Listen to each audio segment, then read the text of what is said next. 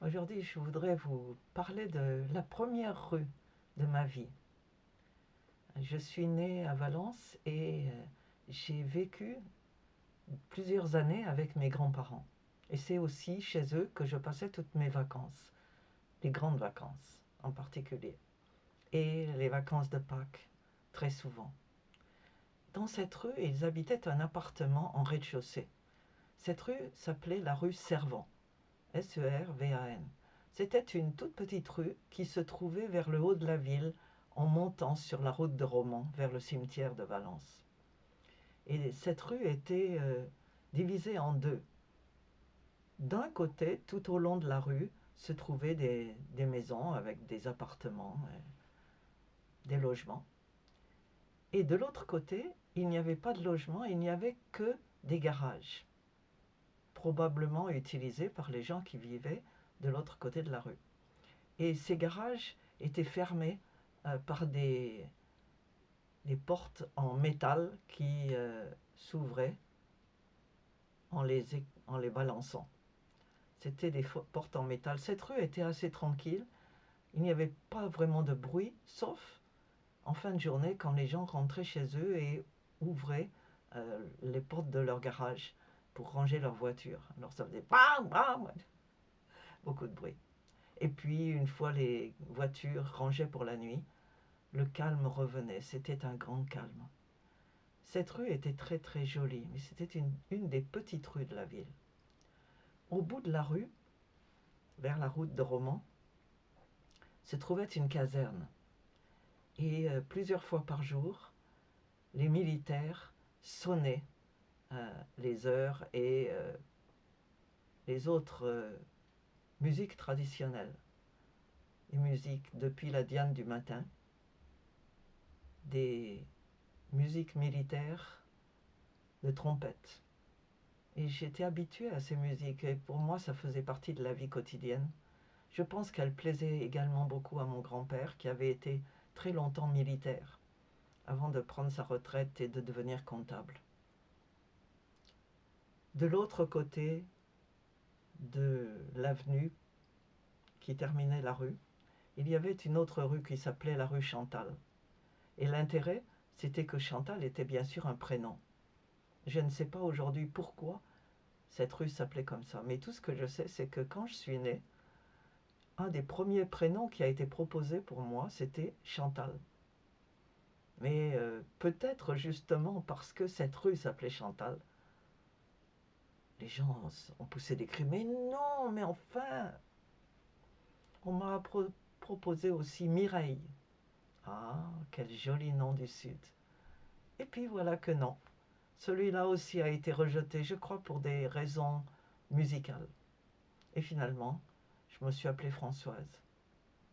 Et tout ça, ça n'a... Vous croyez que ça n'a pas d'intérêt, mais ça a un intérêt, puisque les prénoms que vous donnez sont très très significatifs. Mon prénom, Françoise, me désigne comme française, enracinée dans le terroir. Mes grands-parents habitaient un appartement au rez-de-chaussée. Et c'était un immeuble à, je pense, 2 étages. On entrait dans un couloir qui permettait d'accéder ensuite aux différents appartements, au rez-de-chaussée, au premier, au deuxième. Et l'appartement de mes parents était à gauche, au rez-de-chaussée. On entrait dans un vestibule et du côté jardin, un jardinet, du côté jardin, il y avait la cuisine, la salle de bain et puis en biais, la chambre des enfants qui était encore à l'époque occupée par mon oncle, qui était le plus jeune de 2 enfants. De l'autre côté, du côté de la rue, il y avait la salle à manger salon et puis la chambre des grands-parents. Et j'aimais beaucoup cet appartement. D'abord la cuisine parce qu'on y passait quand même pas mal de temps. Je regardais ma grand-mère faire la cuisine. Elle faisait aussi des confitures en saison avec de grandes bassines en cuivre. C'était aussi dans la cuisine qu'on avait le chauffe-eau avec sa petite lumière pilote qu'on mettait en marche quand on avait besoin d'eau chaude. La salle de bain également était magnifique. Et ce qu'elle avait en particulier, c'est qu'elle avait une fenêtre euh, qui était faite de gros carreaux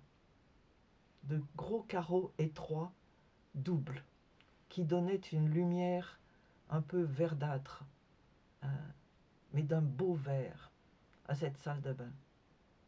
Et puis, il y avait la chambre de mon oncle, et j'aimais beaucoup cette chambre parce que mon oncle y avait collé un poster au, au plafond. Et ce poster disait Soyez les bienvenus en Tchécoslovaquie.